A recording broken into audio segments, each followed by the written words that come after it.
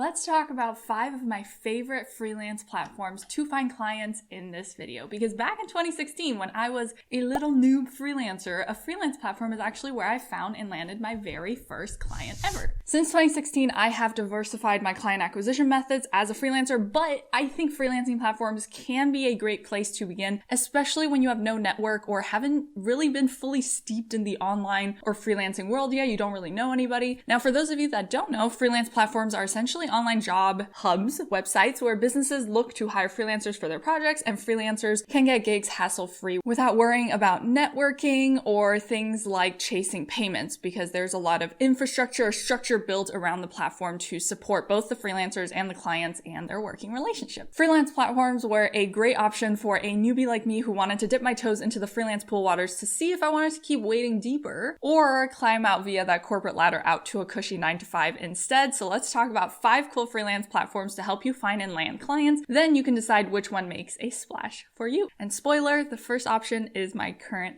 favorite and what I recommend you start with.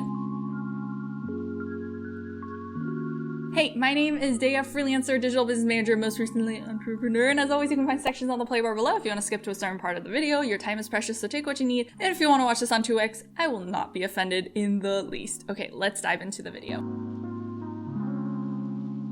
First up is Contra. Contra is kind of like the new platform on the block and looks a bit different than its peers. It allows you to showcase a lot of previous projects in your site itself. So pros are your profiles are project-based, highlighting your top skills, which then can attract the right business owners who can see what you can actually do and make it an easier match. Freelancers can sell their projects to business owners at fixed prices or as retainers, which is great because again, you aren't penalized for getting better at your job like you are when you use hourly rates to bill instead. And the third and biggest pro is it is commission free. I have not, in my experience, seen a platform that's trying the SaaS model instead of the commission model where they charge you a percentage of every time you make money through a client.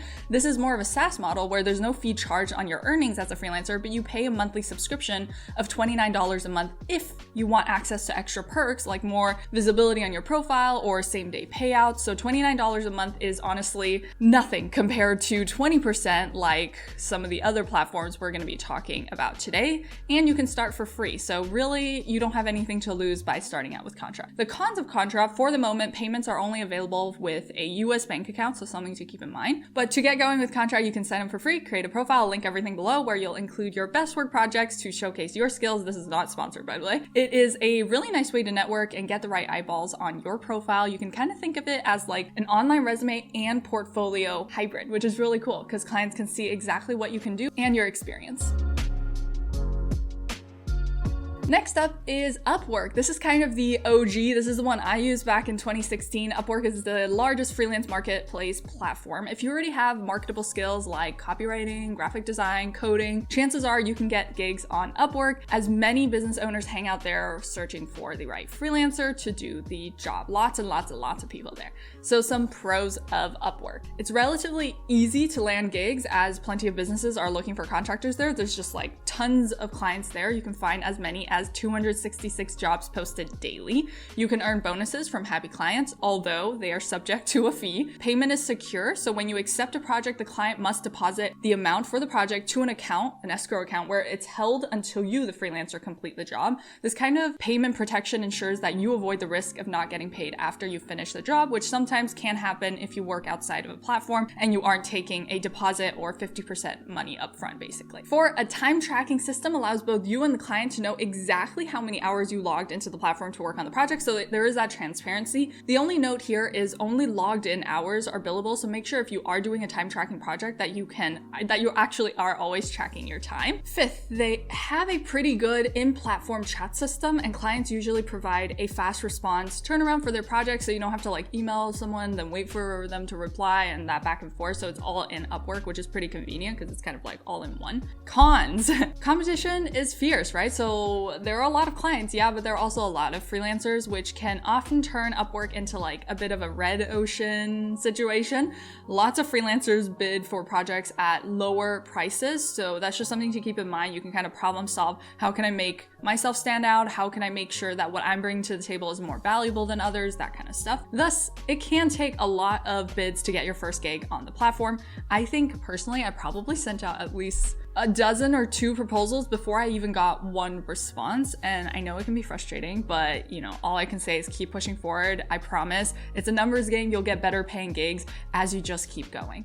And as if lowballers weren't enough, enter scammers. They seem to thrive on online platforms these days. So make sure that you are aware of any red flags that might be popping up in a job description. If someone asks you to buy equipment by cashing a check they're willing to send you as part of the job they need from you, that's weird. If they ask you to communicate outside of the platform, which is a huge no-no from Upwork, and your account will be suspended if you try to take payment off of Upwork and you type that into the chat system in Upwork. I learned that the hard way once. Or if they ask you to do a free trial before they hire you, they're like, oh, if you do this thing real fast for me, then I'll decide if I want to pay you. Like, run. Those are not worth it.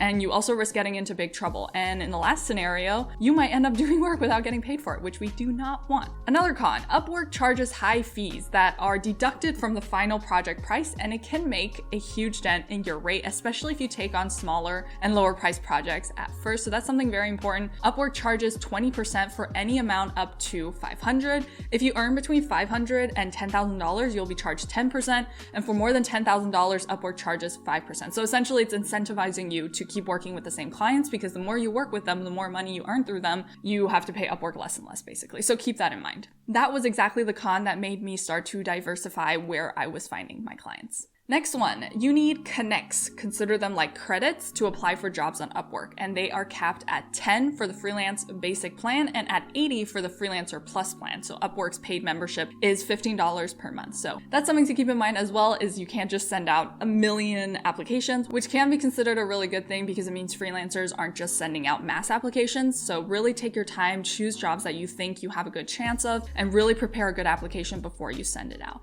But if you want to give Upwork a try, you can sign up and create your profile for free as well. Try to really make your profile stand out. Start looking for jobs you could potentially take on. Once you find the right one, you can then submit your bid. You can even pitch your own projects to potential buyers and business owners as well. I'm actually thinking about making a full video on my Upwork tips. If you'd like that, let me know. I don't use Upwork now, but I think it has a time and place, and I'm really grateful that I did start on Upwork. So that's just my little caveat.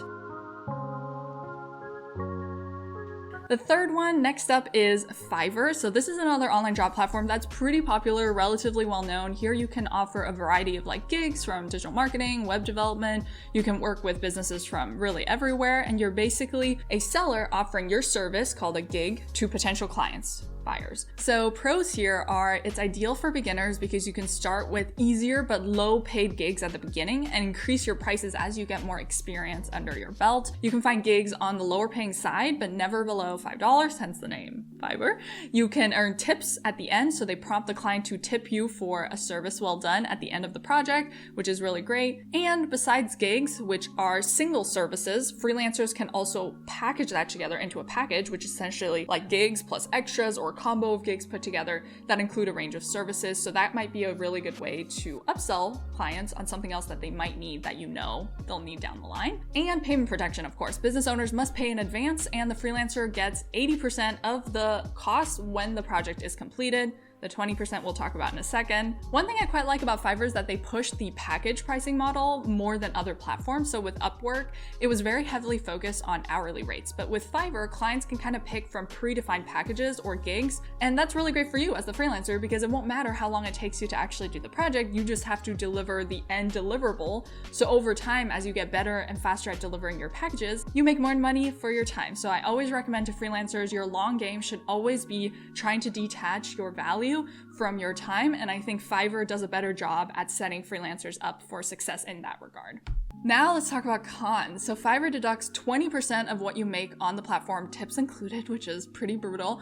And like any other major freelancing platforms, it has its fair share of lowballers. Competition can be quite cutthroat if you don't have a highly specialized skill set. So do with that, think through how you can really make yourself stand apart, how you can create a service that maybe is more demanded and there's less supply, that kind of stuff. Another con, Fiverr credits you with your earnings only after 14 days. Things to keep in mind. To get going with Fiverr, you can sign up and create a complete profile as a registered user. Then you can both buy and sell on the platform. As a freelancer, you are considered a seller on Fiverr. So just make sure that that is your profile setting. And always do a seller job to get excellent ratings from your clients and to book more clients. Fourth is people per hour. This is another online platform that helps entrepreneurs book you in different industries by the hour or project. People per hour is quite popular from what I hear among UK business owners and freelancers. 20% of its traffic comes from the UK. So pros here are secure payment, as once your invoice has been paid by the client, the funds are transferred to you, to your people per hour account and released after. So, it's kind of nice when there's an intermediary, because then you always know that the money is going to make it to you. And yeah, you run lower risk of having to chase payments and clients not paying you or invoices going overdue. All freelancers applications are screened for people per hour, so there's less competition compared to other platforms. You get a cool dashboard providing useful tools like easy messaging, time tracking, automated invoices, that kind of stuff. So it's quite useful as a platform for freelancers as well. Cons: you can only bid for 15 gigs per month, so be strategic about what you are sending out a bid for. People per hour also, of course, charges 20% for earnings up to £250 per client, but the more gigs you get, the less you are charged for your fees. So if you earn between $250 to $5,000 per client, then there is a 7.5% fee, which then drops to 3.5% once you make over £5,000 per client. So again, there's incentivizing you to essentially keep working for the same clients and to, build long-term relationships with clients. If you want to try out PBH, sign up for free. You can create a profile just like anything else. Once your application is approved by the platform moderators, you can then start sending offers for either global or location-based gigs.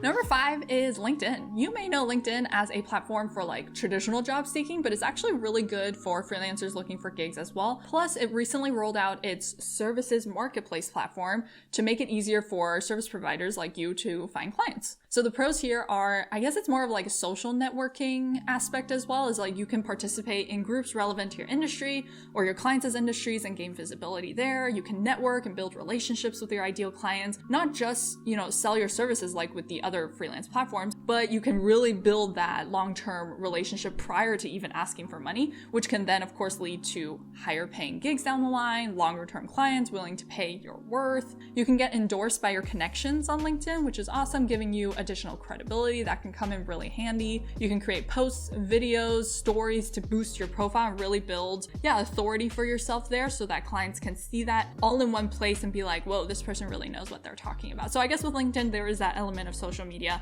social networking mixed in as well, which can help you as a freelancer. Cons: watch out for scammers. Like everywhere else online, just be careful. If something sounds really too good to be true, just be very cautious. You can receive plenty of spam messages, so just keep an eye out for that. The paid version offering extra perks like unlimited access to LinkedIn learning courses, so there's some really good ones on there, sending direct messages to non-connections, or being able to see who's peeking at your profile is a bit pricey, so you will be charged $30 a month for LinkedIn Premium Career, which gives you all the perks I just said, or $60 a month for LinkedIn Premium Business, which gives you more info on businesses and an unlimited number of people searches as a job seeker. So you can kind of weigh the pros and cons for yourself. But to get going with LinkedIn, in case you don't have a profile yet, you can sign up for free, create a profile, add a clean profile picture, optimize bio with all the right keywords to attract your dream clients.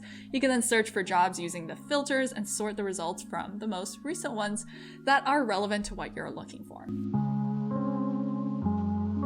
So let's match these platforms with the right types of freelancers for maximum results in your gig hunting adventures. So Contra, I think, is great for established freelancers or freelancers who are able to showcase a few projects to potential clients and want to try out freelancing with no commissions. I mean, who doesn't, right? It's just a no-brainer to try out, I feel like. Upwork is a good option for beginners without experience or a portfolio like I was back in 2016, who are still kind of baffled by the whole networking game, not really into it. You can really find a huge range of gigs from marketing to writing to translation, or even random ones like simple admin tasks. I organized somebody's photo library back in 2016.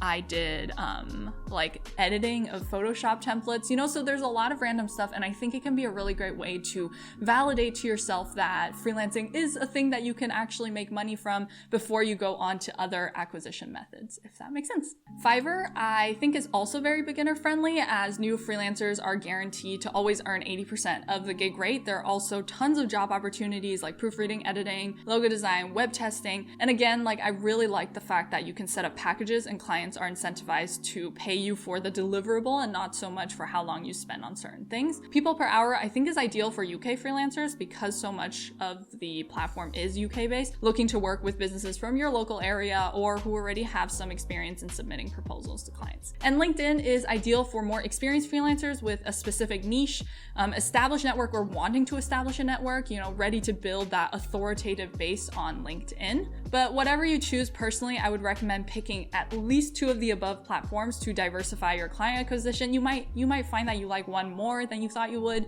And then just give it really a go. Commit to a certain amount of effort on these platforms where you say like every single day I'm going to apply to 3 jobs on this platform. That's what I did in the beginning as well. I was like every single day I'm going to max out all the connects that I can use on Upwork to apply to as many jobs that are a right fit for me as possible. Really commit to yourself, like I'll do this for 1 month or 2 months or 3 months, make a deadline for yourself and then really treat it as an experiment, if that makes sense. If you're ready to try one of the online platforms we talked about today, tell us which one in the comments section below so we can cheer you on. And if you love a freelancing platform that isn't mentioned here, please share it with us. And as always, thank you so much for watching and I'll catch you in the next one. Okay, bye.